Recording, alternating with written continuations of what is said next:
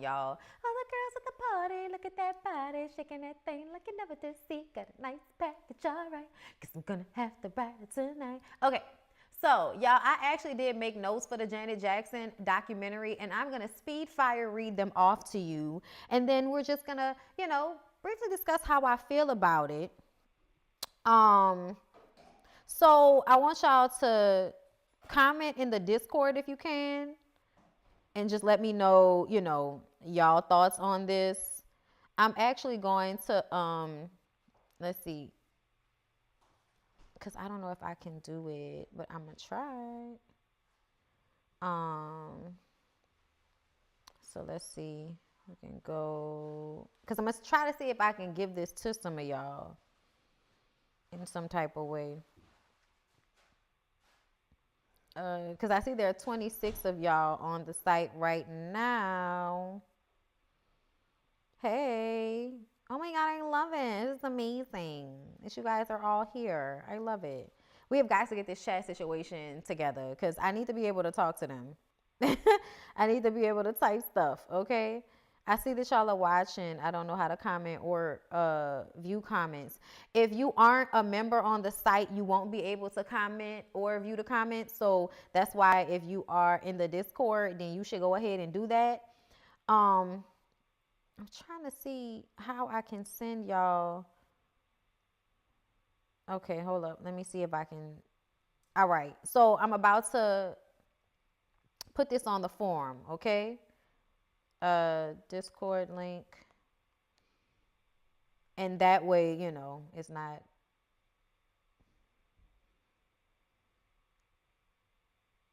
paste.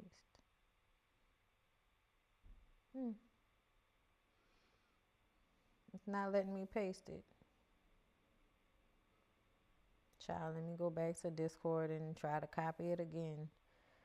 Why must you make life hard for me? Okay, here we go. Okay. Oh, nope, not that one. Sorry, you guys. Just give me a second because I want to see what y'all are saying.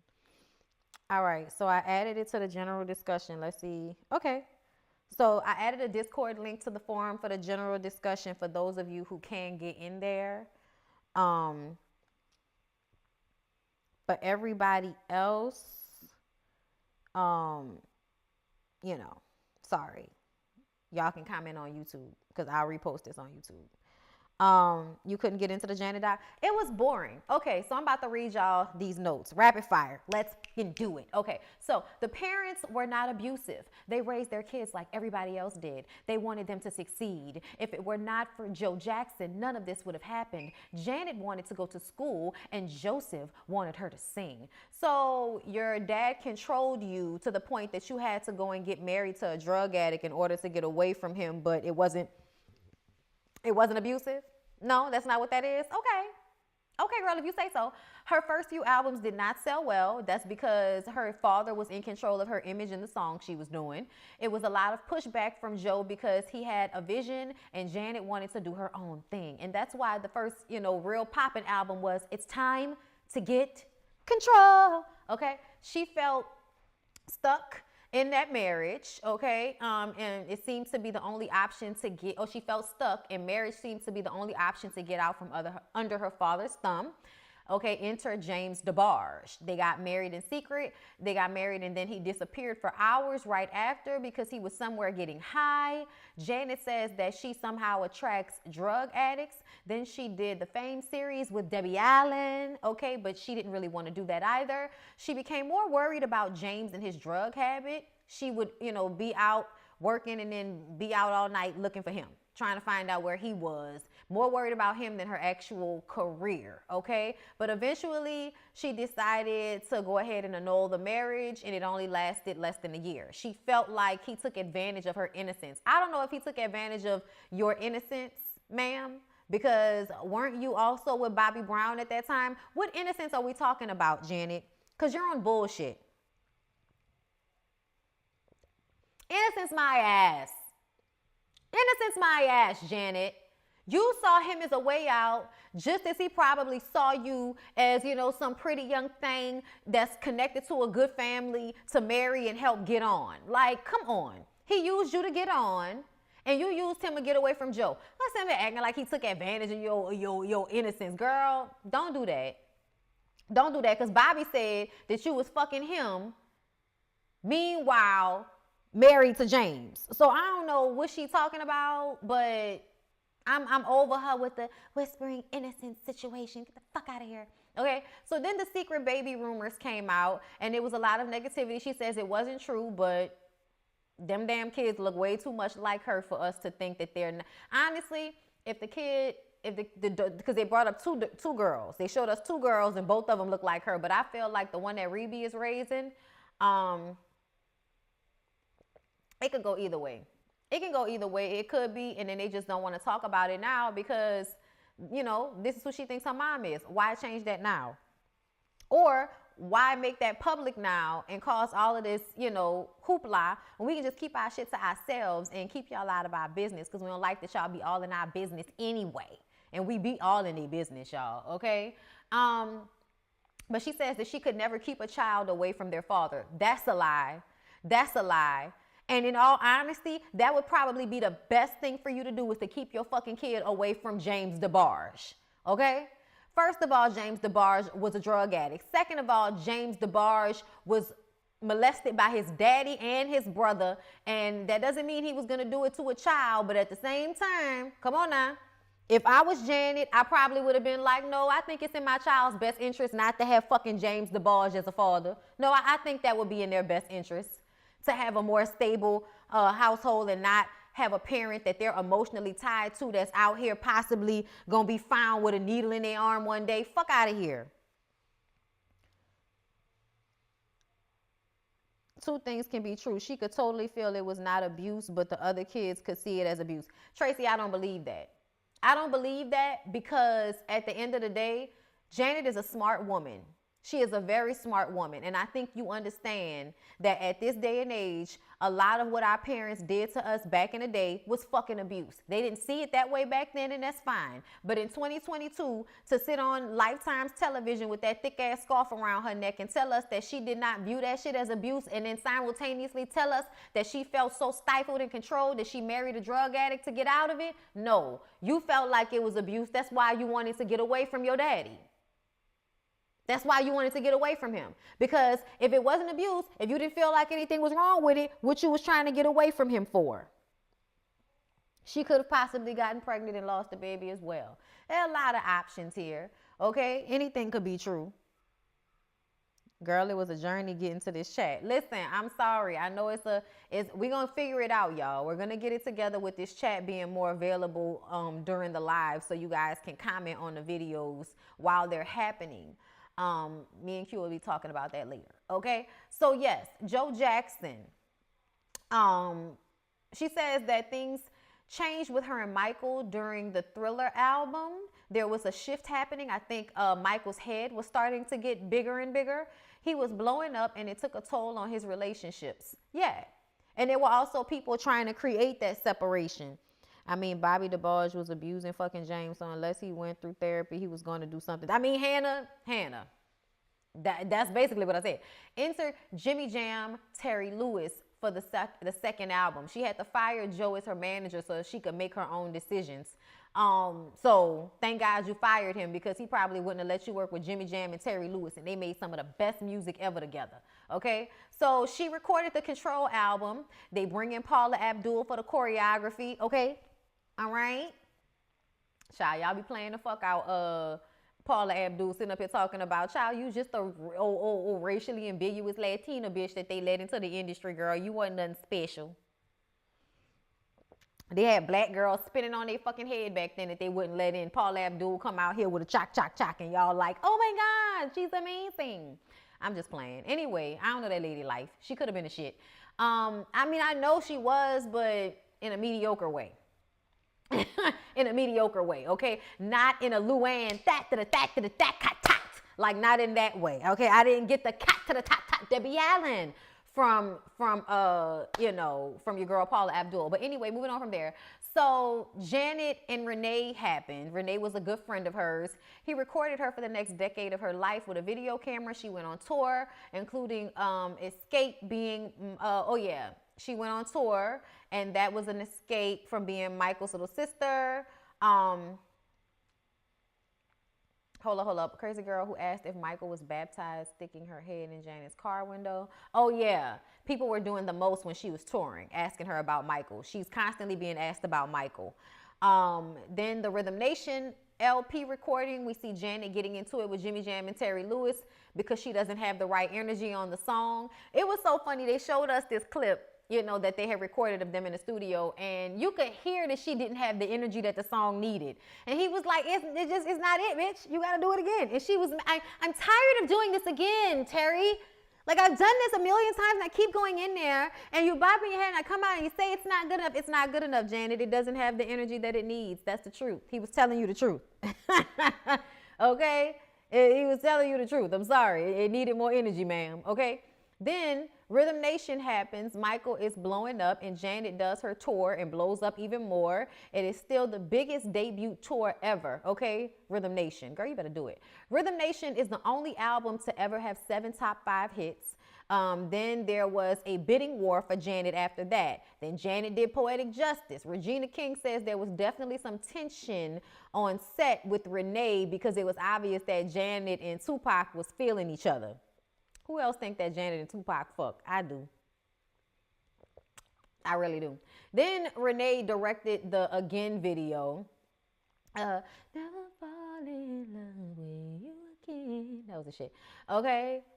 I heard from a friend today, and she said you were in town. Suddenly the memories come back flooding into my mind. How can I be strong and test myself time and time again that I'll never fall in love with you again? That's the best I can do right now, girl. But y'all know that Poetic Justice album was everything, bitch. That's still one of my favorite soundtracks ever in life. Okay, so let's see. Gary, what is the motto? Being so supportive, hands down, Janet Pence, they were married. Renee. Okay, my notes are fucked up right here. Renee also felt the need to control. Renee was also trying to control everything. Renee was trying to come up off of Janet's back. He was doing too much, okay? Then Renee was holding her titties on that Rolling Stone cover. And then a new Janet Jackson album came out, which was, I think, Velvet Rope, which was my shit.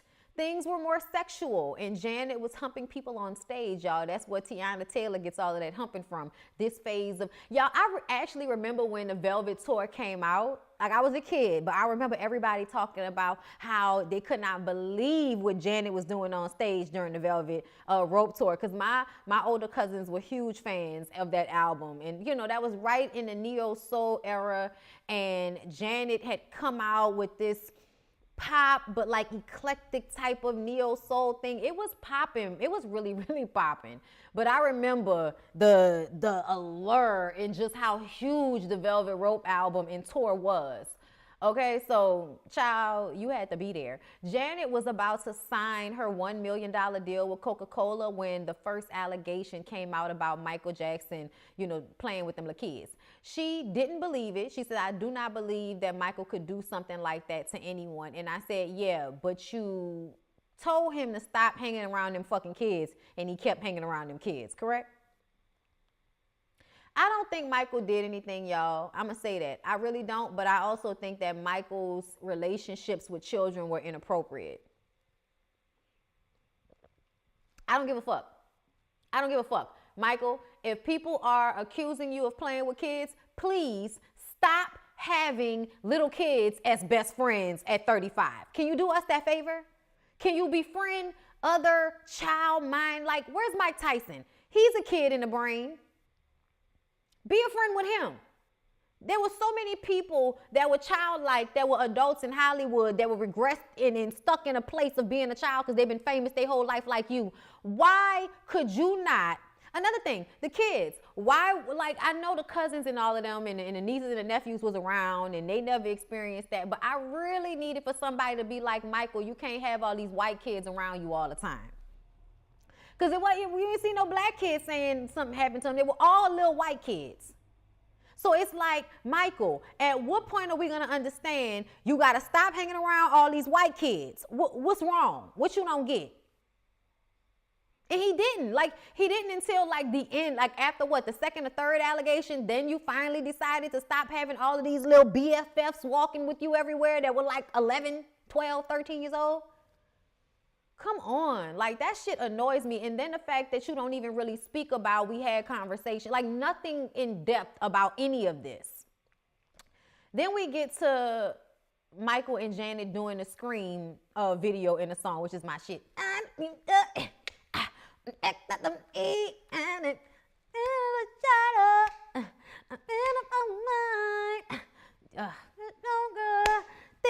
gotta prove you're right. Oh yeah, that's the shit. I'm sorry. Such confusion, don't it make you wanna scream? Make you wanna scream? All that grabbing dick and shit. Michael was grabbing his dick so many times in that video.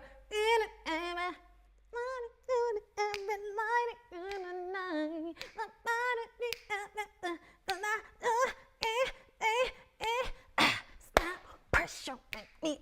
Just stop fucking with me. I'm sorry, y'all. I had to do it. It's the shit. Baby wanna scream. So she said that during the video shoot, the record company was trying to create a competition between Janet and Michael, which is ridiculous. After that, their relationship wasn't the same, even more so. He had people around him that separated him from his family, and that's when the shift started to happen even more so. They went on a trip to Hawaii, talking about her and Renee. Renee was recording the whole time, annoying the shit out of everyone. He developed the pill habit right before the Velvet Rope tour started. He always wanted her to look like her videos. And she couldn't do shit. She couldn't do shit because he would never just allow her to be. He was being a Joe, so she had to let him go too. Janet had issues with her weight, and Renee would constantly make comments about her weight, telling her to watch her weight, which is probably why Jermaine Dupri was such a breath of fresh air. Somebody that wasn't trying to control her. Somebody that was just allowing her to be as she wanted to be. Michael also made comments about her weight when she was a kid and he was a teenager. And when she was on Good Times, they used to tape her boobs and all of that type of shit, which is so weird. Then she and Renee got a divorce. Of course, he wanted his share, and she had to give it to him because it wasn't like he didn't work for it. Then Jermaine Dupri happened, and Janet they started dating. She was much, much happier at that point. Can I also say that I think, like, nobody wants to talk about if there was any sexual abuse. Nobody wants to talk about that in their family. But I believe that there was some, if you ask me, because it's just something. It's something, y'all. It's something. And I'm not saying it was the parents or anything, but it just feels like y'all left way too much room in that industry when them kids was young. Like, Joe was there, but he wasn't. We saw that in a movie that I just kind of feel like they left too much room open, and something happened because there's an energy around everybody that something is just wrong. Like, something is amiss, something is off about it. We're going to find out when everybody dead probably, okay? You know, it'll finally come out what happened. But something happened because Michael feels like somebody that was abused. Janet feels like somebody that was abused, okay? And then you got Michael commenting on Janet's body, which I think is so weird considering their age difference. And I say that because, like, even my cousins, I don't remember them saying nothing about my body. My uncles and shit always had to mention when you were getting fat or something because they're weird and something's wrong with them. But like my cousins, my brother especially, but my brother's like 15 years older than me. But I never heard them commenting on my body. My dad never commented on my body. Like, nobody ever commented on my body that was like in my family like that. Like my uncles and shit, yeah. But the other men in my family, my grandfather, my dad, my brother, my boy cousins, like nobody ever commented on my body like that. So whenever I hear that, I think something is amiss. That's how I feel. I'm sorry, because I think that's weird that Michael would make comments. Not saying that he did anything, but it just means that he's paying attention to it in a way that I think he should not be. Why are you commenting on Janet's body and calling her animals and all of that to talk about, you know, how big she is? Obviously, something put in their minds about expectations of what they're supposed to look like. Janet and Jermaine will probably get back together in a few years. Hopefully, the dad hurt the kids both mentally and physically. That is why they're all whitewashed. Their family changed their facial features. Yes, they definitely did the nose jobs. Nobody discussed that on the show either. And who that was? Somebody posted about Michael Jackson vitiligo, saying that everybody thought he was lying, trying to basically guilt everybody because we thought he was lying. You know, I never not wanted to be black. Okay, so why do you have white people hair? Why do you keep getting nose jobs? Can you explain that to us? You can have vitiligo, my nigga. That's cool. We get that. Okay, we get that. And I didn't realize it was true because back in the day, they never showed us pictures of him looking spotted the way you see these pictures online now of him looking all spotted and shit. And you actually being able to see as years go on how his color was just, you know, dissipating in spots over time. And you didn't see that back then. When he was alive, we never saw evidence of that shit as far as I was concerned. I never saw pictures of that until now. And then, like I said, the wigs, the white woman wigs, the nose jobs until there was no nose left. The fuck are y'all talking about? There were so many other things that were anti-black about Michael Jackson that would make us think he didn't want to be black at some point. So don't sit up here and try to make everybody seem like, oh, they were so fucked up when we have literally two different versions of Michael, the black one and the white one. We literally have a black Michael and a white Michael with picture reference. And it's not just about the skin tone. It wasn't just about the skin tone, y'all. We all know that. Child, he used to say he had vitiligo back then, but nobody believed it because we never really saw it. We always see him with makeup on, so nobody would see those splashes. And back then in 4x3, the definition of television and all of that, it wasn't that great. But now we find these pictures of him where you could see it bleeding through the makeup and all of that. And I'm like, why would you never see that shit back in the day? Anyway, y'all, so we get to 2004, the Super Bowl. Janet told Justin not to make a statement because they were all blaming her anyway. It's like, why are you falling on a sword for this white man? At the same time, Michael is still going through pedophile cases. Then she was invited to the Grammys. Jermaine resigned from the board. Oh, yeah, no, she was uninvited. I'm sorry. She was uninvited to the Grammys after the Super Bowl situation, and then Jermaine resigned from the board when they did that, Jermaine Dupri. Janet said her and Justin are friends and they always will be. That's bullshit to me. I don't know why you allowed for everybody to basically, here's the thing. Whenever black people decide to jump in front of a bullet for somebody white, I never understand why, because white people would never get the same amount of backlash.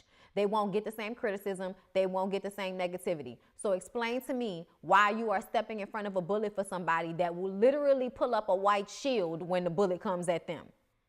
So I never understand why this happens, but it happens often enough when I think about Lil Twist. You know what I'm saying? And now thinking about you standing in front of a bullet for fucking Justin Timberlake, all for him to make an album in camo. Girl, I don't know why. I don't know why. I really don't. Okay? So after that, Janet said her and Justin are friends. They will always be. They're over it. So everybody else needs to get over it too. Child, we over it. As long as you over them blackballing your career and stunting your career. I'm so glad that you were already Janet Jackson by the time 2004 came along. Because if you were somebody that was not already cemented into the culture at that point, that could have ruined your career for the rest of your fucking life. It just so happens that they did that to somebody who essentially was already embedded in the culture that, you know, there was really nothing that they could do. They blackballed her for sure. But what I mean is that for black people, as long as Janet was doing something, black people was going to be paying attention because she's Janet. Everybody knows that. Okay? But you notice there's a difference between how her music was promoted and how her business was handled thereafter. There hasn't been anything as successful since. Okay? Janet did, then she started acting right after Jermaine started cheating on her. And he was a workaholic. Everybody was acting like They couldn't believe Jermaine Dupri cheated on Janet. She was lying because in the Oprah interview, she said she was mad at him. Yeah, she was mad at him, but she want everybody to get over it now. That's why she don't want to say she was mad. That's why she doesn't want to relive it. But that made the documentary ass. It made it trash because we wanted you to speak on things and give your perspective and how you felt at that time. And now you're just sitting here, you know, I don't know, like kind of with this cognitive dissonance, like it, you know, it happened, but it didn't really happen. There are not really any emotions. I'm kind of high. Like, I don't know what's going on. I don't know what's going on. Weed high, of course, you guys. But I don't know what's going on with Janet, even in this documentary. It didn't give us any real tea at all, and I don't get it. We all knew Jermaine started cheating on you. And y'all, show me a beautiful woman and I'll show you a man that's tired of fucking her. Like, that's a true statement for a lot of people. It doesn't matter how amazing you feel someone is. When somebody is in a relationship with them, they become a regular person like everybody else. And what happens in regular relationships, sometimes people get tired of each other. Sometimes people get bored. And if you do get bored and you're a musician and you have women throwing pussy at you all the time, especially because you're with Janet Jackson, and that was what Jermaine said, that being with her meant more women were coming at him. So it became harder to resist when, you know, you look like Jermaine Dupri and you're used to everybody being like, no, thank you. You know? So that doesn't surprise me. I don't know why everybody was so shocked by that. You know what I'm saying? Yeah, Beyonce been cheated on. Bondy, you know how much the industry controlled the narrative before social media. Yeah, no, they still do to some extent. But, you know, what I mean is that I don't think black people ever looked at Janet Jackson like she was in the wrong for that. And I also don't feel like black people ever tripped out about somebody seeing a fucking nipple. Everybody in the Super Bowl has a nipple. Everybody that's watching the Super Bowl has a nipple. What is the fucking problem with everybody seeing a nipple? Y'all lost y'all damn minds as if y'all weren't pushing black women's titties into y'all white children's mouths a few years ago. Like, the hypocrisy and condemnation is just ridiculous. Anyway, moving on from there, Janet had a baby. She went through several different doctors and a lot of IVF to get her little boy. Then Joe died in 2017, I think. She didn't mention the husband who she was married to at all. I don't know why, but it kind of felt like if you weren't going to be honest about that relationship at all, why do this now? Janet gets inducted into the Rock and Roll Hall of Fame in 2019 thanks to Questlove. That's what made me feel like that's what this documentary was for. This documentary was about that and nothing else. It was about her being, because that's when they started taping it, right? In 2019.